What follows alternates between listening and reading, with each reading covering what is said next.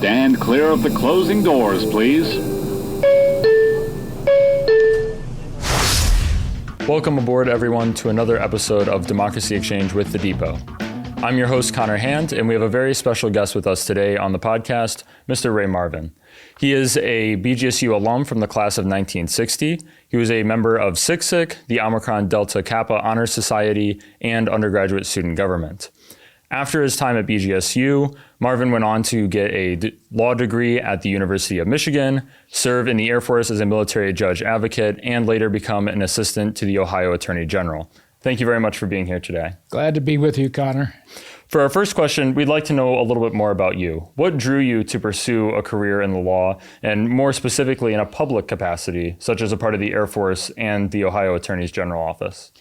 I think I'd always wanted to be a lawyer from early teen years, and it just was never a decision I had to confront because I had already decided inside. I don't know why. Maybe it was Perry Mason on television, who knows?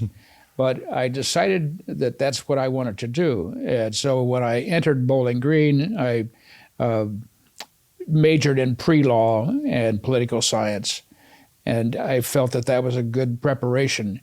When I got to law school, I discovered, no, it's not the best preparation. The best preparation is mathematics, or because that's abstract logic, or English literature, because that involves paying close attention to your writing and other people's writing, because the skill of a lawyer, almost more than oral advocacy, is written advocacy. So, fascinating. Thank you. As a former assistant attorney general, what were some of the larger challenges you faced in your role?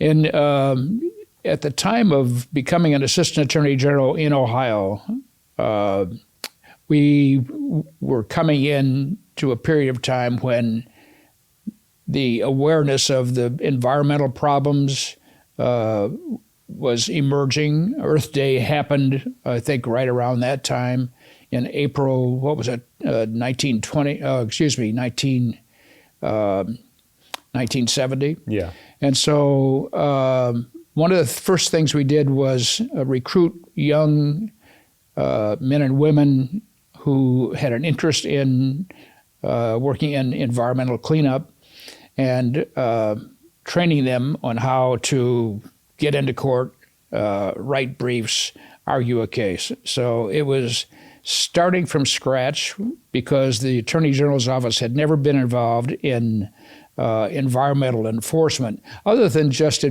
giving advice to the Water Pollution Control Board and the Air Board and other areas in the natural resources area. But there was never any enforcement. It was just advice. So William J. Brown, the new Attorney General, wanted to make a stand in the environment areas. So that's what we did. Fascinating. Thank you. For our viewers who may not know, Omicron Delta Kappa is an honor society that seeks to unite student leaders in a collaborative effort. You were a part of that organization back when you were at Bowling Green, and as a member of that society and later a supporter of the aptly named Marvin Center for Student Leadership and Civic Engagement, can you please tell us a bit about your philosophy on student leadership? Oh, well, that depends upon your philosophy of life. Because the real question that people are going to have to decide sometime in their life, either early along the way or later in life, is what is your purpose? Why are you here? What's the purpose of life? And I recently had some conversations with people about that.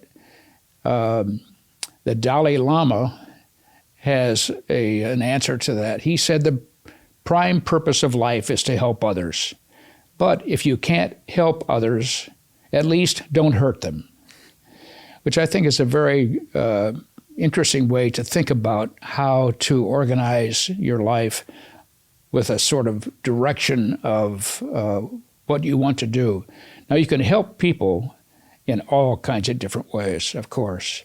The law is one, medicine, education, science. So that's not to say that one shouldn't go out and make a living and become active in affairs that aren't directly involved in feeding people. But the idea is to have a fundamental basis for your life's work and understand what it is. And that'll lead you along in your path for leadership. Thank you very much. Undergraduate student government, or USG, is a popular choice for students who want to get involved on campus and amplify students' concerns. Right. What would you say to someone who may be on the fence about joining the organization? I would say take a step. Don't think about it too much. Just take a step and see if it feels right. And have in mind why you're doing it. It's one, to gain experience, two, to gain relationships with people, and of course, to look for opportunities to help people along the way. Thank you. Part of the Marvin Center's presence on campus is BGSU Votes, which helps inform students about their voting rights and how to register to vote. Why do you think it is important for students to exercise their right to vote? Well, because it could determine the outcome of an election. And even though there are many people who think that my one single vote is not going to matter, it's just a drop in the ocean, the fact is that there are cases where elections have been decided by razor-thin margins here in Ohio and in many of the states around the United States.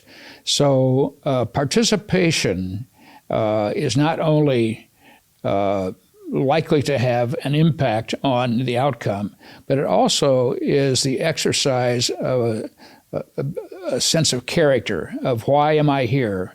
And one of the reasons we're here is to help people, as I was saying, but it's also to behave in a way that is demonstrative of your commitment to a broader purpose, which is to have a healthy political environment and a healthy government. And voting helps that a lot. It does. How has state government changed between when you were a part of it and now in the present day? I think it has evolved in several interesting ways, but that really depends upon what state you're talking about. Some states, I think, are kind of stuck in the past, so to speak. But the importance of state government is highly important and critical, in fact, for the continued evolution of the United States as a nation, because the states are quite a bit different from each other.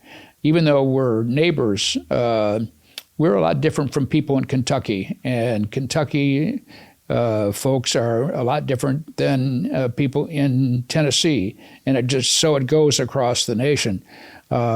Because there's a sort of, not a reputation, but a character attributed to people from certain states because of the predominance of political or social or economic situation. So I'd say that the state governments, to answer your question, Ohio certainly has become much more sophisticated. Unfortunately, it's also become quite divisive based on the current, what I think is probably temporary, overly hostile relationship between the two parties. And speaking about that hostile relationship between the two parties, what would you say are probably some of the biggest issues our democracy is currently facing? Well, let's see. Let's pick up the front page of the Columbus Dispatch or the St. Louis Post-Dispatch or the Miami Herald or right on around the country, because it changes from week to week and month to month and year to year. But currently, I think there are some fundamental questions being presented to people about who we are as a nation and how we fit into the family of nations on earth. And we're re-examining that, and it's healthy to re-examine. Then you have to decide which way you individually and those with whom you work want to land. That means that there's political resolution eventually, even though between now and the next election, everybody may be divided into their various camps. When it comes right down to having the election, issues become more defined, and the messages become more extreme, perhaps, or sometimes they're even more informative. But what is showing through that is character. And I think eventually, given the right circumstances, Americans will choose the character of this country, which has been so beautifully demonstrated by our helping other people in other nations and helping each other here in this country. And speaking to that and kind of the effect that the Marvin Center has on the student population here and similar institutions have on their own populations in other campuses, do you think this younger generation has the opportunity to change a lot of the pathways that we're headed towards as a nation right now? Not only do you have the opportunity, but you will absolutely do it. That is the culture of your generation will eventually define the culture of our nation. And it will move on out from our nation to others as well, depending on how international relations evolve. But so within your group of people your age, your generation, there are people who want to go this way and people who want to go that way and others who want to wait and see what happens. So it's important for you to decide where you stand and then work on it.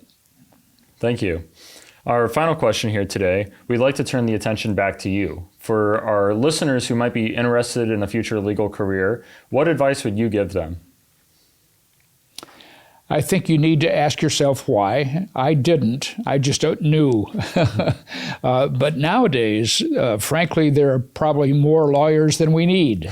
And a lot of lawyers look for other things to do with their life.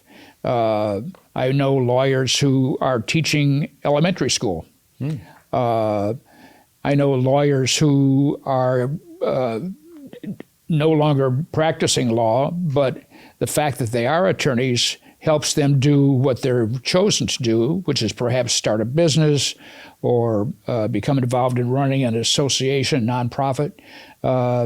So I think young people need to understand why they want to go to law school. One of the aspects of becoming a lawyer, going to law school, taking the bar, and hopefully passing it, is that it's a safety net for whatever else you might want to try in your life. If you want to try to start a company, it can fall flat on its face, and a lot of new companies do. But an attorney has a safety net because you can always go out and hang your shield next to the sidewalk in front of your house. Say, lawyer advice this way. Well, thank you very much for being on the show with us. That's all the questions we have for today. We'd like to thank Mr. Marvin for coming on our show with us today and offering his insight. We'd also like to thank the Depot social media and podcast team, Bryn Drabeck, Thomas Williamson, and Julia Amlin. Also, a special thanks to Falcon Radio and Professor Robert Alexander, our founder. I've been your host and researcher, Connor Hand, and please make sure to join us next time at Democracy Exchange with the Depot. Bye for now. To find the video version of this podcast, you can find us on our YouTube page at BGSU Depot. If you'd like to keep up with what we're doing, make sure to follow our Instagram, Twitter, and TikTok at BGSU_Depot. This week is also National Voter Education Week. It is too late to sign up to register to vote.